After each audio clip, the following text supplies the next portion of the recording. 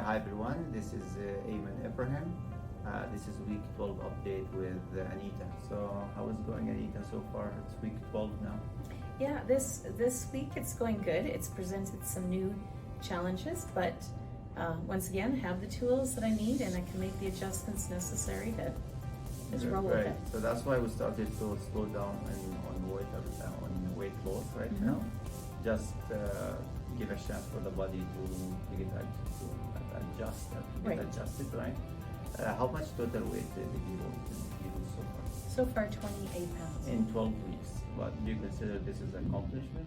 Yeah, I think it's been very good. Absolutely, it's been enough flexibility in all of this that whatever obstacles have come up, it's easy to surmount. Yes. And the fasting thing, I love it. Very Actually, good. it's It's very easy for you. excellent now to do tool. fasting, Oh, right? yeah. Very good. Okay.